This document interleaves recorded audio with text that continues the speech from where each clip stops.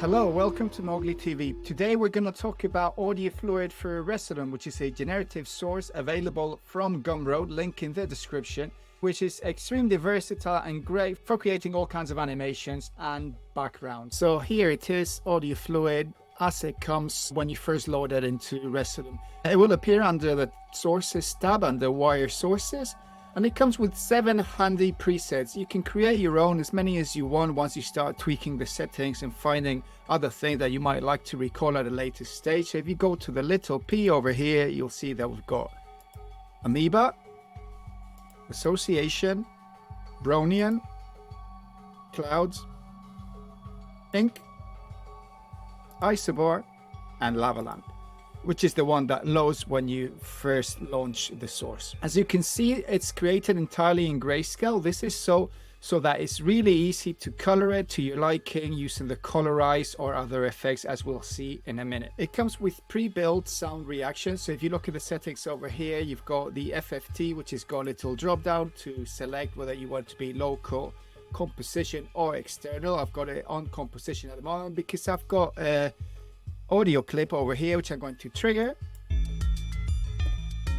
and now you can see the FFT gain is set to 0, so nothing's happening. The FFT band is at 18. The FFT band is basically progressively moving higher up the frequency ranges so that you can select and target whatever suits your needs best. So if we turn up the FFT a bit, you'll see that it's now nicely bouncing with the audio. Let's look at the settings. First, we've got zoom, which is very self-descriptive.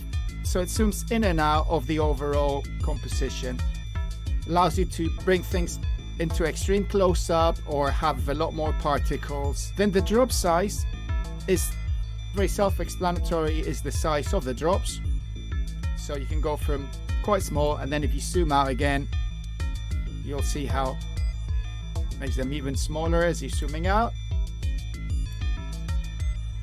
The spacing is how much space there is in average between the particles. So from no space to more space. The detail refers to the reflections and the lines that appear around the particles. So depending on the settings, some of these things are more or less obvious. So if you make the particle size bigger, you see how the detail increases there. If I turn it down, then you've got the style, rough and smooth. It's around rough at the moment. If I put it on smooth, you get a more diffused kind of effect. The sharpness refers to the highlights and all the artifacts that appear surrounding the particles. So you can go from like really sharp, just black and white, to a bit smoother, fusing and grading between. The speed is the speed at which the particles move and merge with each other. So you have it faster, or you can have it very, very, very slow. And lastly, we've got amplitude, which refers to how far the particles move overall. So if I increase the amplitude, you'll see that the range of the motion from where to where the particles move increases dramatically.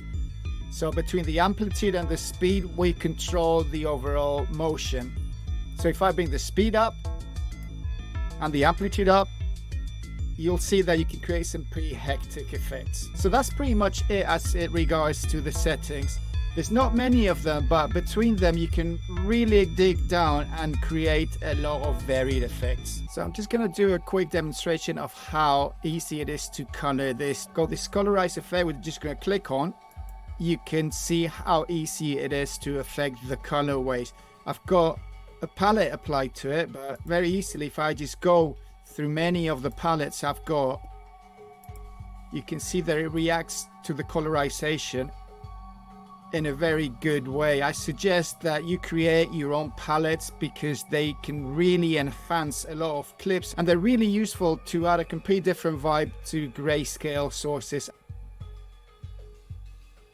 Another good tip for when you're using Colorize is once you've applied your Colorize effect and apply your palette, you can flick through whatever presets you've got and it'll change dramatically what the Colorize is doing. So like right now it's on Lava Lamp, but if I go to Ink, you can see that the effect changes instantly, which is something really cool to bear in mind. So yeah, I've got audio fluid with a colorized effect applied onto it, a bit of FFT going on. And as you can see, it's something that's extremely usable, especially if you want to have a background layer that is reacting to the audio while you maybe have some overlays on it. And you don't need to worry about what that's doing because it'll always react to the music. You've got a lot of control with the FFT band and the FFT gain to make it do whatever you want it. Other things that you can do once you've got this set, for example, if you manipulate the sharpness, you'll see that the range changes quite a lot. So you can go from a very kind of abstract effect to much more detailed, shiny, glowy kind of thing over to very graphic. That's it. I hope you can see the potential in this source and be as excited as I am about it. It's extremely versatile, and as I keep saying, the more you spend some time digging into it and tweaking things and animating some of the parameters using BPM, FFT, or whatever you might want, maybe adding some extra effects on top of it, you can really milk this to the extreme and have all kinds of things come out at the other end. And more so, it's under 500 kilobytes. Just imagine the amount of hard drive space you're going to save and how efficient these generative clips are. As always, please like and subscribe as it really helps my channel, and I hope to see you here next time. Bye.